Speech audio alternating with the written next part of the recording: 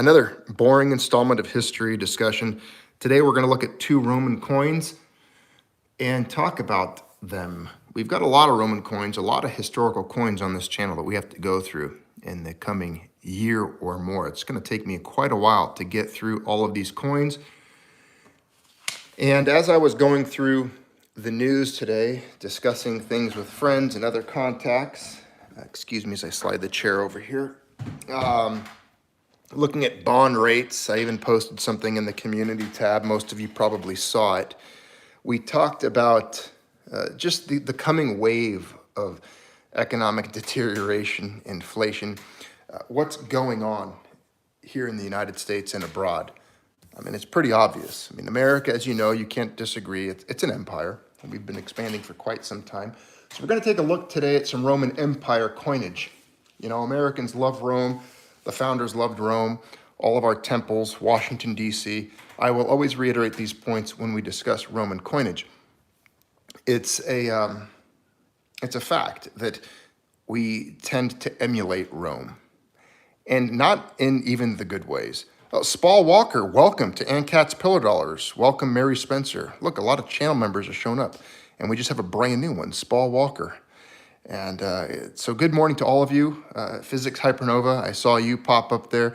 If I don't mention your name or see you in the comments, please pardon me, because I'll be reading some documents here as we go through looking at these coins. Welcome, Johnny Dingo, also a channel member. And let's take a quick look here at the coin. The first coin we're going to be talking about here, this silver denarius, again, a day's labor. Some members, some people, hey, Rolf Steiner, welcome, my friend, your favorite subject, Roman coinage, Roman history. And if I get anything wrong in the chat, I'm sure Rolf will correct me because he happens to be an expert on this topic of conversation. Now, this is, again, a silver denarius of Rome, a real one, quite old. As you can see, it's from about 44 to 43 BC. And Sextus Pompey, 3.89 grams. You can see the strike marks on this coin, the edge kind of broken and cracked. That happens when you hand strike a coin. And I don't mind handling coins like this because I think it's nice to kind of connect to them in that way. And this coin's actually in remarkable condition, remarkable condition. And again, welcome. One Ugly Man, welcome to ANCAT's Pillar Dollars, another channel member. Well, you guys are going to have some fun now because you just opened up your access to having some really fun emojis. So I'm going to get right into the history. Again, thank you to the new 2 channel members that just signed up. Welcome, channel members, all of you. And let's talk about this coin. And then we have another one we're going to look at as well. And I'll occasionally turn to this coin and handle it. I'm not going to go into too much detail. You know, some of you I know aren't able to handle, you know, an hour or 2-hour video on one particular coin. And I've got a lot of coins to go through, so we're going to touch on this quickly. And again, as we go through the story, the tale of Roman coinage, you have to kind of reflect upon what's taking place today. The devaluation, the debasement of the dollar, just as they devalued and debased the denarius, our currency and the purchasing power, the strength of our currencies has deteriorated over time and continues to devolve and get worse and worse and worse. And we know where that leads. So again, this first coin, this is coin 11 in the series of all of the historical coins we've been going through. It's going to take us a while to get through all of them. Mrs. Malpy's in the chat. She'll recognize the channel members that I can't see when I'm reading this material. So again, this denarius, Sextus Pompey and Q Nicidius, AR denarius of Rome. It's a silver ancient Roman. Again, this is a rare denarius, and it weighs, when I weighed it on my jewelry scale here, it was about 3.89 grams, right in the ballpark of a Roman denarius from the time period. This particular denarius came from France, is the owner that had it before me, and it was a gift, again, from a close friend of the channel who supports these historical documents and videos that we do discussing the tale of human history, the tale of human coinage, as we progress towards the newest economic crisis and implosion. So there's a lot of gibs. I know I'm seeing the gibs emojis getting thrown down, and they're approving another huge amount of gibs, which I know is going to have an effect on the price of silver because they are devaluing and debasing the modern denarius, the dollar, today and every day. So on the obverse of this coin, let's take a look at the obverse. You're going to see, and I'll try to hold it as I read, and I'll turn it a little bit so you can see it. You're going to see the bare head of Pompey the Great and a trident. And there's a dolphin down below. You see that dolphin right there? There's the dolphin, the trident. There's Pompey the Great there. And it says Neptune right there on the side of the coin. Neptune. You can see that right there. Read it. On the reverse, there is the reverse of the coin, Q Nicidius, and you will see a galley, a Roman galley, sailing right. In the field left, you'll see a star. There's a star right there. There's the star. Welcome, Aloha Stacker. Good friend of the channel member. I'm going to pop in here real quick. Mrs. Maltby's going to pop in here real quick. Before I fall asleep after my shift. So Bill Spencer. Bill Spencer's here. Mary Spencer. Mary Spencer. Johnny Dingo. We have Spall Walker who just joined and One Ugly Man. That makes me laugh because, okay, Jerry Uragas. Let's see, we got Physics. Aloha Stacker. Just Relax. I haven't seen Just Relax in here until now. So welcome, all of you. Welcome, channel members, and to the rest of you all. Thanks for your support. I'm going to go bake in the sun. And I'll get back to the coin. Thank you, Mrs. Maltby, for welcoming all the channel members, and I'm glad they're here. Now, if you see this coin here, we'll take a look at that, the galley that you can see there. Quintus Nicidius was one of the admirals of Gnaeus Pompeius Magnus during the Civil War. Now, although none of Nicidii are known to have held any of the higher offices of the Roman state, a number are known from inscriptions. And I have some maps here that I will also share just to give us a kind of a reference. I'll move the coin for a second. Maps are fun. We had fun with maps yesterday, right, on Google Earth. Now here is a map that we'll take a look at. Regium is modern Regio di Calabria, Mile, Malazzo, Messina, Tauronium. The exact location of Naulochus is uncertain. But you can get an idea here of what we're taking a look at here. This is just some of the Roman region that's important for what this naval battle. Sextus Pompey's possessions, territories that went over to Octavianus before the war with Menodorus are painted in pink and beige. The Sicilian Revolt campaign of 38 and 37 BC. The red arrows are the actions of Octavianus and his admirals, and then the blue arrows are the actions of Sextus's admirals. Got Reckless throwing down the and cat emoji. Welcome, Reckless. Now, there's a lot to read about this one particular coin here, and so I'm going to get going here. So Sextus Pompey, 67 to 35 BC. He was a Roman military leader and a politician who throughout his life upheld the cause of his father, Pompey the Great, against the dictator Julius Caesar and his supporters during the last civil wars of the Roman Republic. He formed the last organized opposition to the Second Triumvirate, in defiance of which he succeeded in establishing an independent state in Sicily for several years. He was the younger son of Gnaeus Pompeius Magnus, Pompey the Great, by his third wife, Mucia Tertia. His elder brother was Gnaeus Pompeius. Both boys grew up in the shadow of their father, one of Rome's greatest generals and an originally non-conservative politician who drifted to the more traditional faction when Julius Caesar became a threat. When Caesar crossed the Rubicon in 49 BC, thus starting a civil war. It's very important to focus on the fact that there's a civil war is an integral part of the history and the tensions that boiled up there. So it's something to consider when you look at the divisions in this country and the sides politicians and senators are taking, the split, the schism in both Congress, the House, and in the public.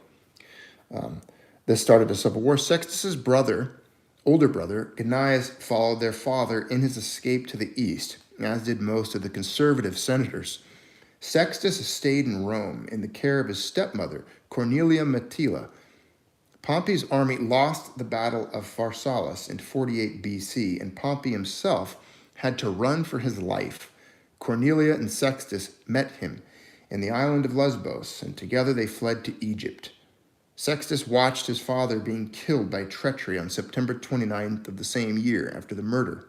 Cornelia returned to Rome. Sextus joined the resistance against Caesar in the African provinces. Together, Metellus Scipio, Cato the Younger, and his brother Gnaeus, and other senators, they prepared to oppose Caesar and his army to the end. In 45 BC, Caesar managed to defeat Pompeius, his brothers, in the Battle of Munda in Hispania, the Iberian Peninsula, comprising modern Spain and Portugal, after what he himself described as his hardest-fought victory ever. Gnaeus Pompeius was executed, but young Sextus escaped once more, this time to Sicily, and thereafter raised another dissident army in Spain. Back in Rome, Julius Caesar was killed on the Ides of March 15th, 44 BC, by a group of senators led by Cassius and Brutus. This incident did not lead to a return of normality, but provoked yet another civil war between Caesar's political heirs and his killers. One of the latter, Decimus Brutus, wrote to M. Brutus and to Cassius that March he wrote that, quote, "We have nowhere to base ourselves except for Sextus Pompeius."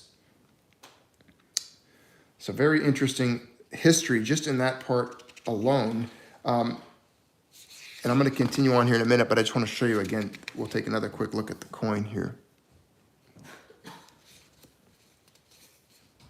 Keeping this coin as a center focus of this discussion. That's a Greek helmet there. Because they kicked their butt. It was years before. Oh, sorry, it's shaking a little bit. Now, Brutus and Cassius lost the twin battles of Philippi, and they committed suicide in 42 BC. After this, the triumvirs turned their attentions to Sicily and Sextus.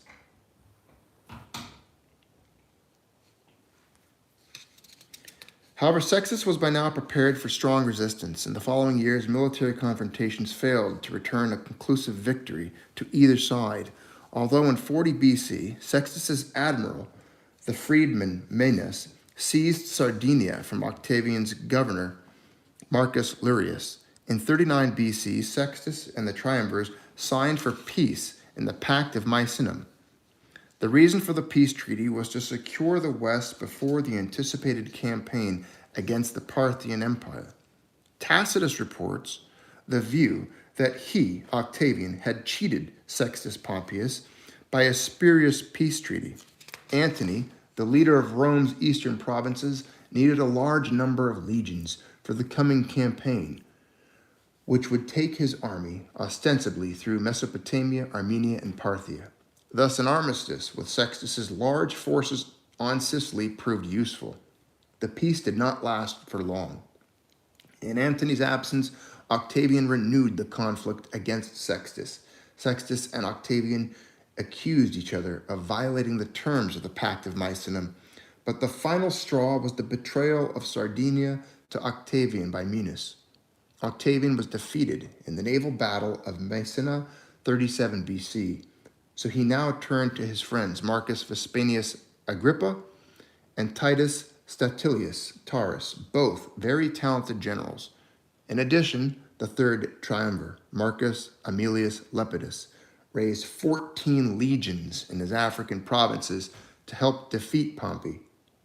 Agrippa spent the winter training a navy on land and building a fleet near Lake Avernus. from scratch. Agrippa fought Sextus at Mylae in August of 36 BC, and again a month later, while Lepidus and Statilius Taurus invaded Sicily in the Battle of Naulacus. Agrippa destroyed the remainder of Sextus's fleet. Sextus escaped to Asia Minor. This guy keeps escaping. It's incredible. And by abandoning Sicily, lost his only base of support. Sextus Pompeius was finally captured in 35 BC and executed without trial in Miletus by Marcus Titius, whom Sextus had once spared, either by his own initiative or possibly on the orders of Antony or Plancus. Although Octavian later pretended that the execution without a trial of Sextus was illegal because Sextus was a Roman citizen, Octavian himself had declared Sextus an outlaw without citizens' rights. Very incredible coin with a tremendous amount of Roman history as part of it. And now we will go to the next coin here. I'll push this one off to the side so you can still see it. This is another Roman denarius, another example of a day's work.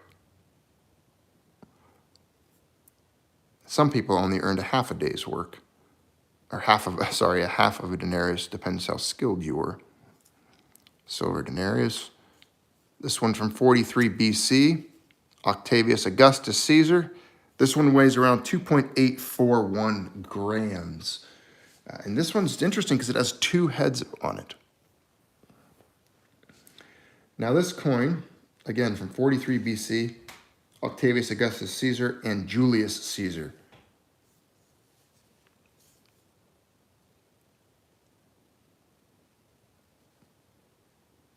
Take a look at it there. Octavius and Julius. Let's get into reading this coin here. The head of Octavian. Okay. We'll begin reading about this coin now, the coin on the left. The death of Caesar brought his heir Octavian into direct opposition to Antony. Both presented themselves as Caesar's political successor. Octavian, as Caesar's legal heir, could claim not only Caesar's name, but a familial bond, and this becomes a common motif in his coinage throughout the triumviral period.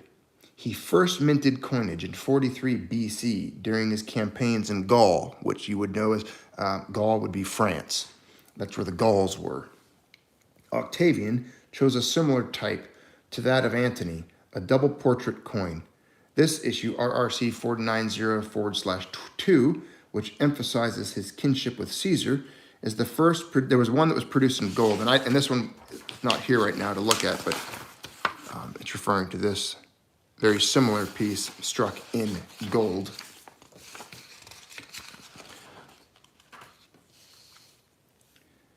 Now, again, it was the first produced in gold since Caesar's death, the other one that I just showed you. The obverse depicts the young Octavian bearded as a sign of mourning. The reverse carries a laureate picture of Caesar. The similarity in portrait style is designed to closely link the men. The legends, too, aid in the purpose. The obverse reading C. Caesar Cos Pont AVG, Gaius Caesar Consul Pontifex Augur. And the reverse Caesar Dict Perp Pont Mac, which would be read Gaius Caesar Dictator for Life Pontifex Maximus. Pontifex Maximus.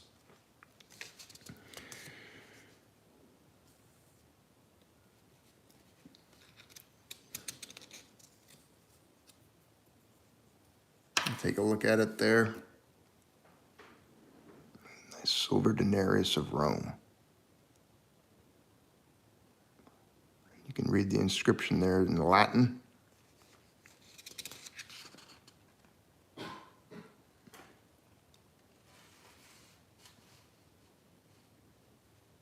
Very interesting piece of history in this coin here.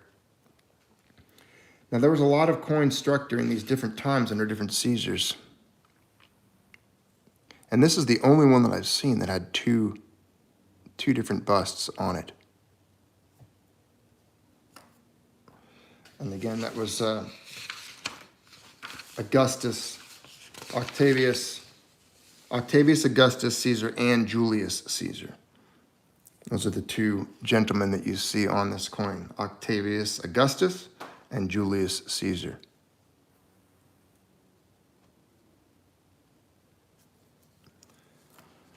Men that lived, built an empire, and then died, just like what's happening to the American Empire.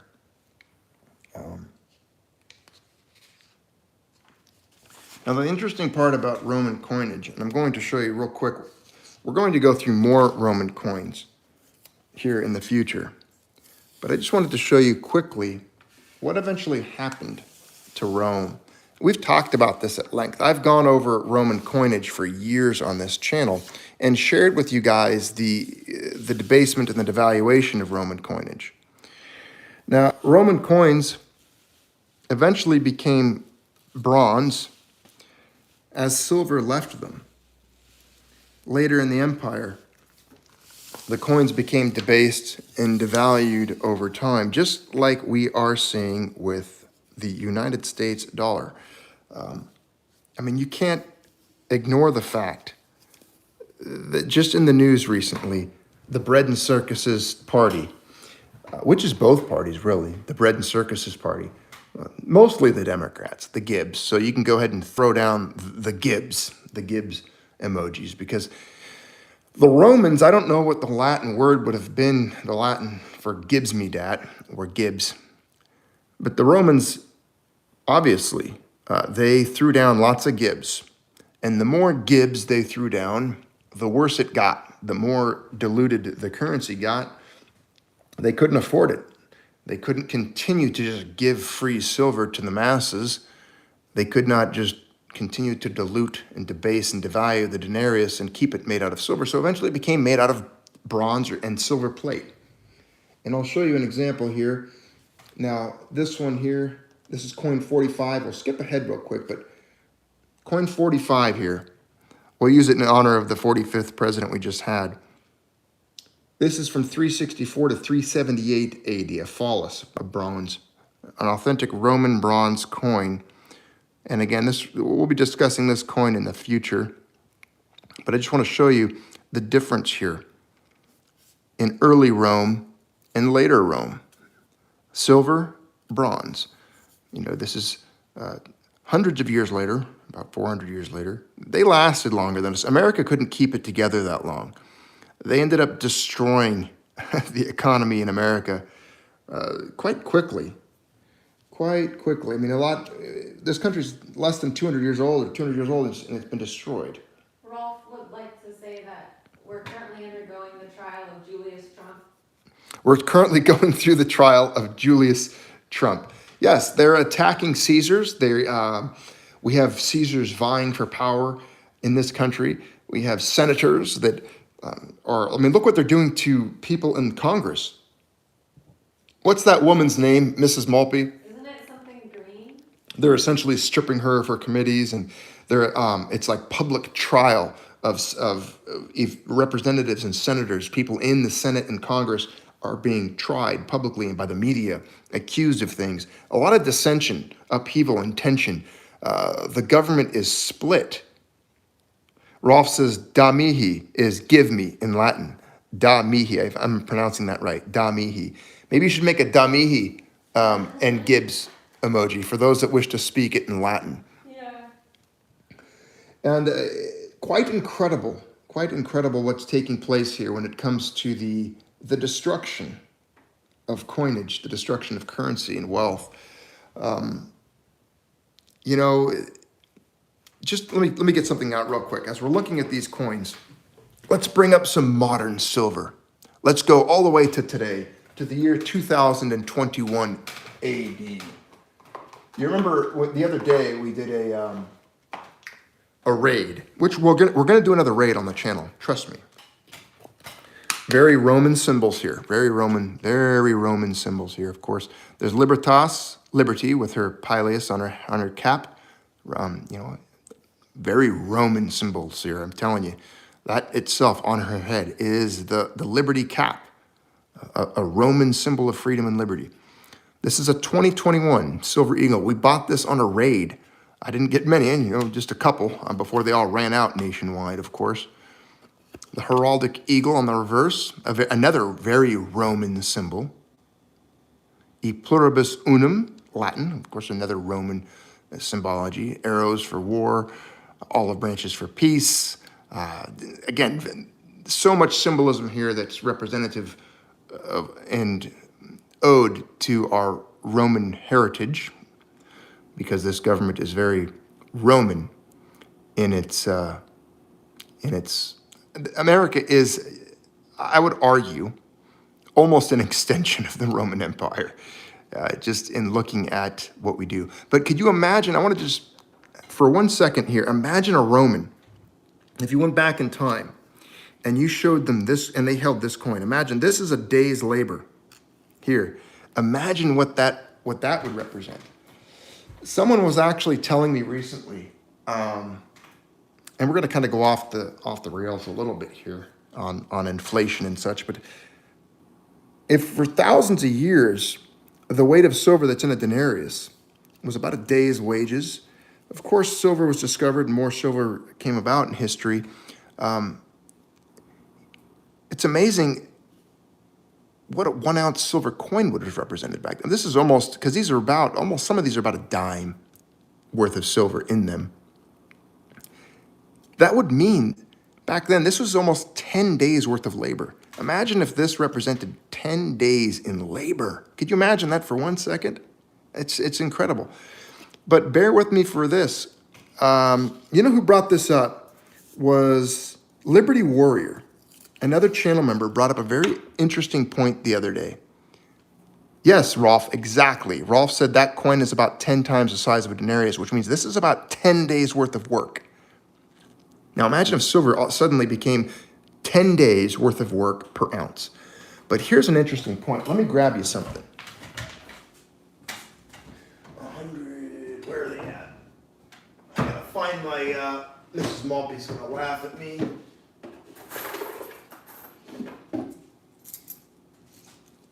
Here we go, ladies and gentlemen. Let me move the Roman coins so they don't get polluted with Lincoln. This was something that I hadn't thought of before. I mean, I'd talked about Gresham's Law, and I'd talked about the penny and inflation. And I want to talk about this again as we talk about the collapse of Rome. And speaking of Roman temples, Rolf, what do you think of this? What Roman temple does that remind you of? If you notice this, this is a temple, and Lincoln there in the middle, he's treated like a deity. Americans worship these like gods. And just like Roman coinage, there's a man on there that we worship, an emperor, a former emperor. This is the Emperor Lincoln, just like this coin over here.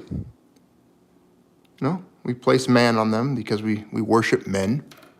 That's what Americans do. But this is 1/100th of a dollar. So 10 of these, essentially,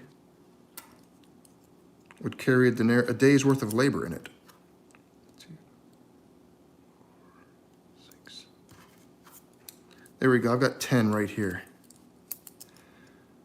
That's a stack of 10 pennies, 10 coppers. And this is something I wanted to consider because I was looking the other day at copper bars for sale, and I'm surprised how much they're going for. There was a time when 10 of these represented a dime, and a dime represented, throughout history, almost a day's labor. But imagine 100 pennies. Divide 100 from the price of silver, and that should give you approximately the value of a penny in dollars today. And we're going to get to there. I've told you on this channel before, there will come a day where we will see a pre-82 or a 95% copper penny hold over $1 worth of copper. It's very possible. It's a necessary metal.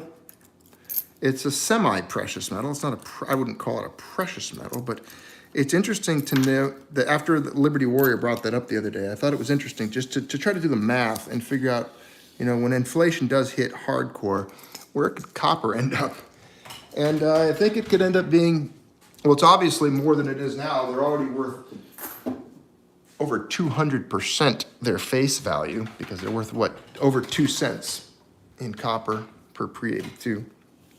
Just something to consider. Something to consider. What do you got there, Mrs. Maltby? I just don't like looking at that one. Oh, Mrs. Maltby brought out her. This is a different silver coin that Mrs. Maltby has. It's a much better depiction of liberty. And it shows the dying, and I think it shows a more realistic depiction of liberty these days. As she's a dying zombie skeleton, the death of what we have here. The buzzards in a tree. And again, this is from Silver Bullet, Silver Shield. We really did run the whole gamut of history here, but this is essentially what America has evolved to and become. I was just tired of looking at the ASC. And you're going to do it. You're going to do a whole story on that eventually, I'm sure, right? The dagger, the symbol, the broken chain, the death, a lot of symbolism. One ugly man mentions Morgue Ann. I should go get that one. Yes. I'll go get her. Go get Morgue Annie. Morgue Ann. Yeah, this is an interesting morning conversation. And later on today, I'll be doing some more news at the other seat, the desk. If you're a channel member, you were able to see a video Mrs. Maltby and I put together. It was like a tour of the small confined room in which I produce and do most of the news broadcasts on. You'll see the mic and the little laptop I work with. Right now I use my phone to do these types of videos, and it's just easier, much easier ever since YouTube made things more difficult. But here's an interesting Morgan dollar you don't see very often. This is Morgue Ann. Another fine silver coin of a dead liberty with wilted thistles and wilted flowers and dead leaves. Her hair is a little ragged. She doesn't look like she's doing too well. And these are a series of coins that Mrs. Maltby learned about from Aloha Stacker. He did a series on the Zombucks, and these are 1 ounce fine silver. And this one, yeah, if you get a chance, there's Aloha Stacker, channel member, good friend. He was a good salesman for Mrs. Maltby because she saw the video on these and just had to have a couple of them. And this one here is actually remarkable details. Quite frightening. It's a disgusting series. No, it's not. It's no, I mean, they're gross. They're very realistic in zombie appearance, and they're fun. They're actually incredible. Very nice message to them. And Mrs. Maltby will be presenting an entire video on this series. But there you can see morgue, as in a morgue where dead people go. And they do a play on words with each one of the coins, which I think is incredible. They're very...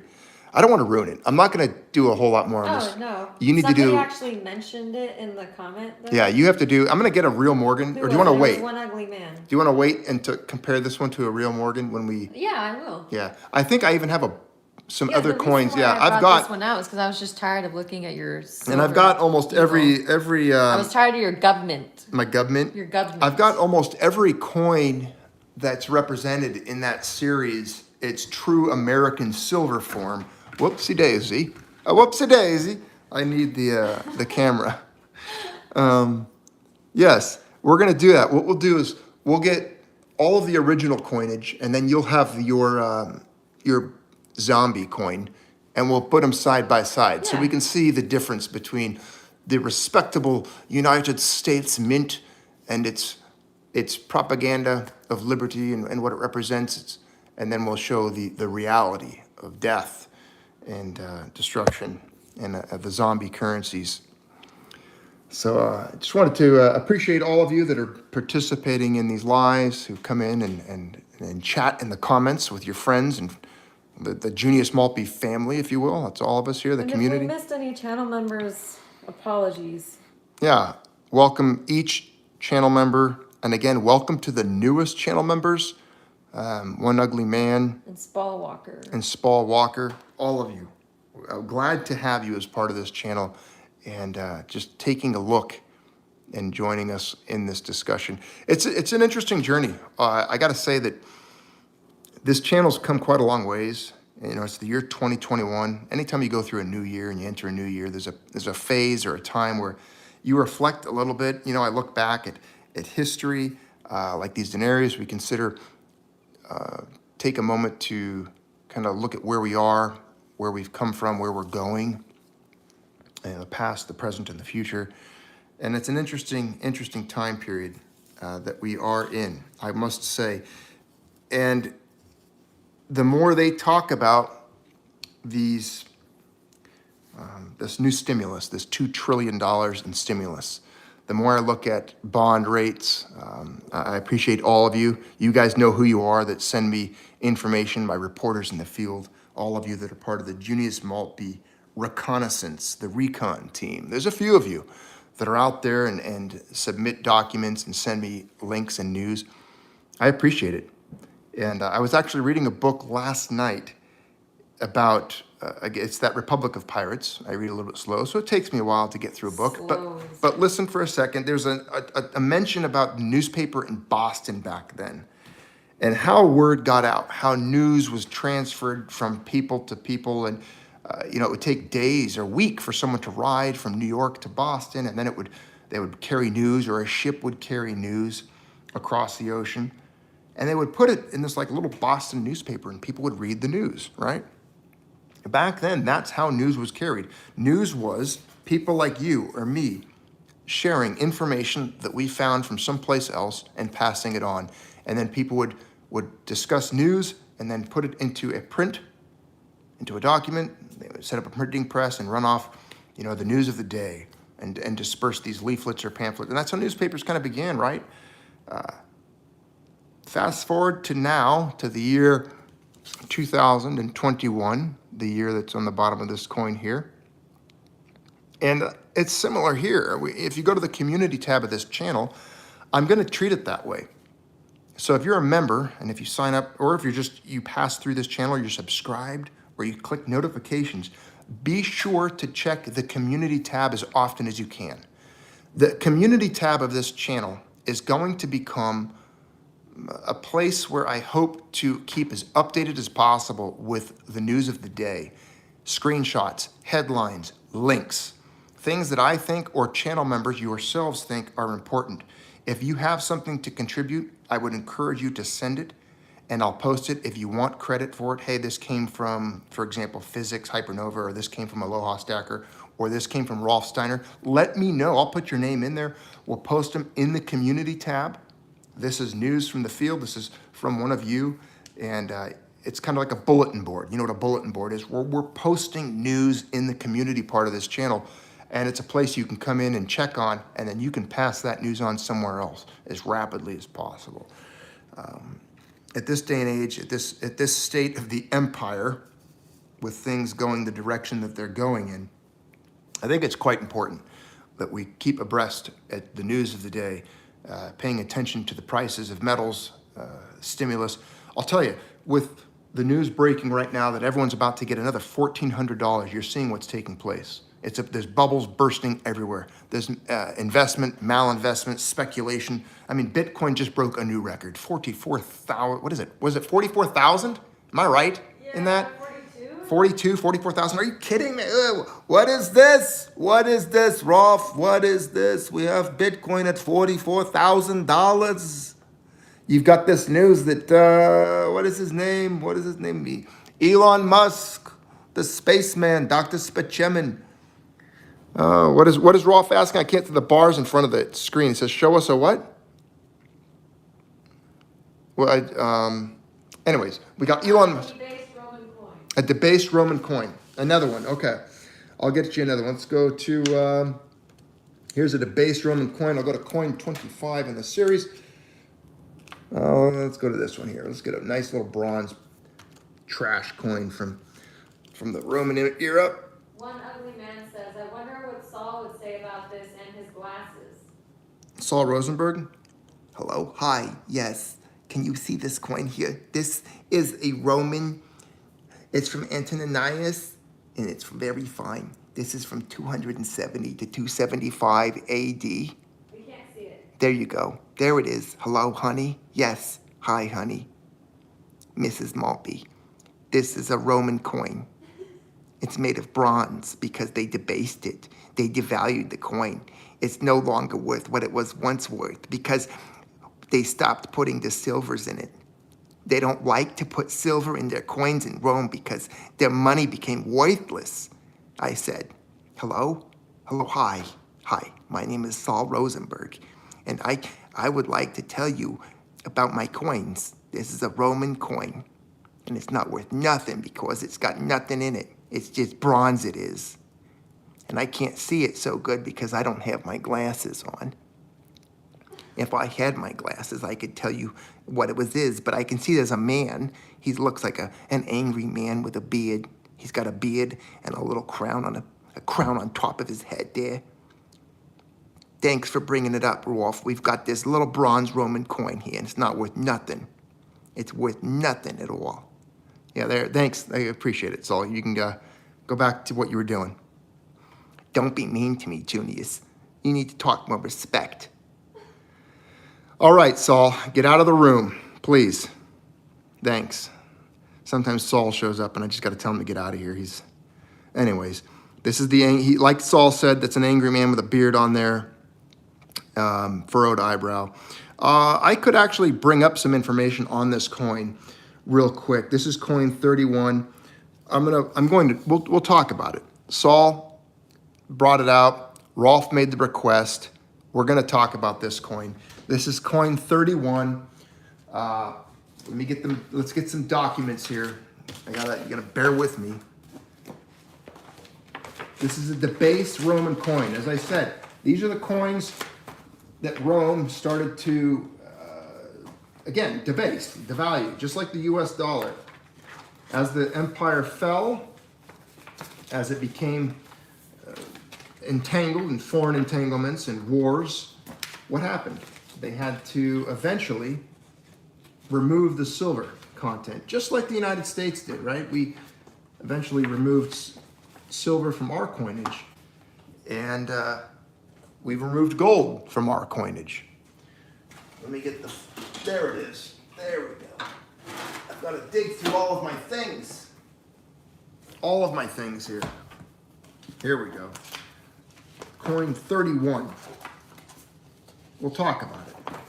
One day, we'll have all of these coins out, and we'll do a quick run through and show you the de-evolution of Roman coinage. Now you can see this coin here. There we go. This is Probus Emperor. Well, that's 32. Where's my 31?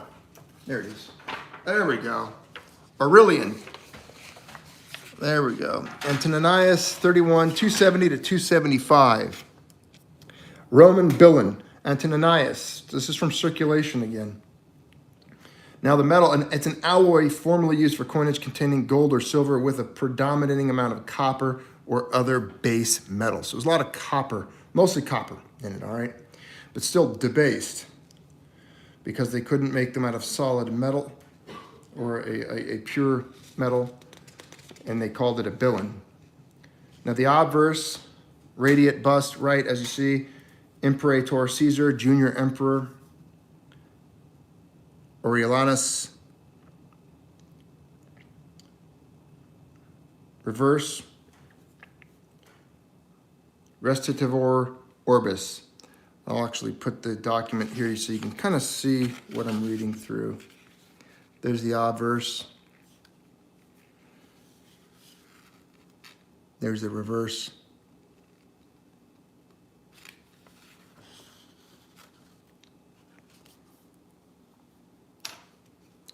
Now we'll get to the details of that coin real quick. Aurelian, Latin Lucius Domitius Aurelianus, was a Roman emperor from 270 to 275 AD. Born in humble circumstances, rose through the military ranks to become an emperor. And there's a lot to go through on this coin, but it only contains about, I believe, 5% silver. Very little, almost none. Very debased, very devalued. And what we will do is we're going to go through this coin on its own eventually, and and make an entire, there will be several, it'll be part of a series because we're going to be doing and covering coins from each time period, similar to today where we do 2 or 3 at a time. But this is, again, another example, as I showed you earlier, of a debased and devalued Roman coin, going from silver to, again, about 5% silver, I think, is what's represented in this particular Roman coin. So very debased and devalued, similar to American currency, you know. This is real money here. These were real money up here.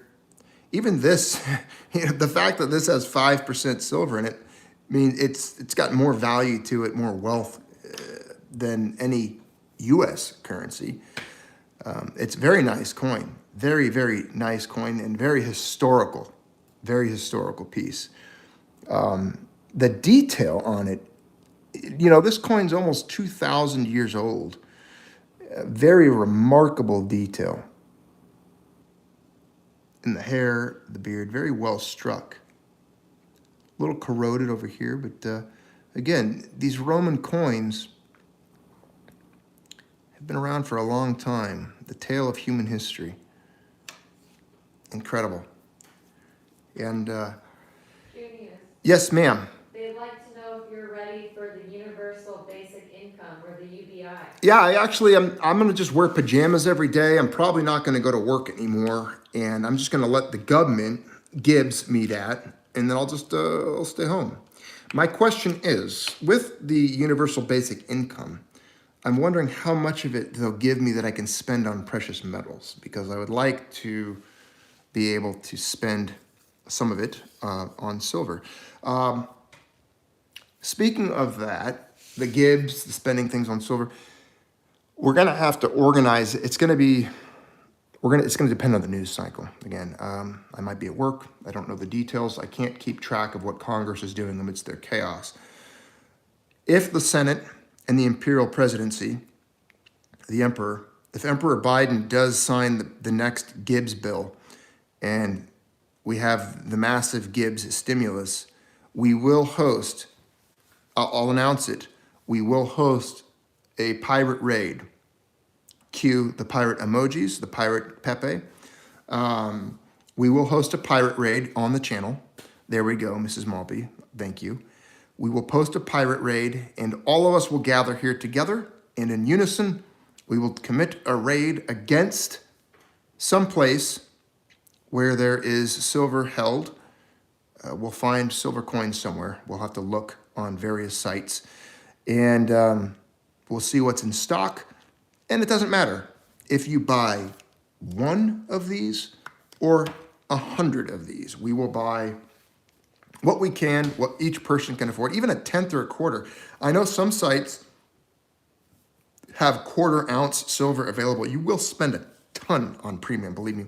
I've looked at those, and they're just, even like a 10th ounce. When you look at the 10th ounce silver coins for $4, you got to realize you're spending like $40 an ounce on it. But So Spall Walker refers to it as the Maltby's Marauders, okay, I like that. and they're part of Ancat's Armada, though. Yeah, the Maltby Marauders board the ships that are part of Ancat's Armada. Yes, I like it. We're a pirate army, a group of pirates, anti-government sound money pirates, each one of us. And it's fun. If I had the money, I'd build us a gigantic ship, a galleon, and we would sail with triple decks of cannons, and that's what we would all do for fun. But one of these days, huh? One of these days. We're a digital pirate army, and that's what we are.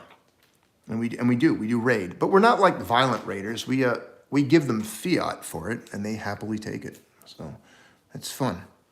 It's a good time. We fill our chests with precious metals, and we will bear the brunt of the storm and weather it well. This inflationary storm that's coming. And it is coming. So I appreciate each of you being here today. Thanks for tuning in. Thanks for all of you who participate and support this channel, contribute in all the ways that you do, whether it's in comments, whether it's being a channel member, whether you're a member of Patreon and a supporter on the patron side. All of you who participate and support this channel, our hearts go out to you. Thank you for making this channel what it is. And thanks for being here as always. And welcome again to the new channel members, each and every one of you. Thank you, and have a good rest of your day. I look forward to a news this evening and discussing things further at that point. Have a good night.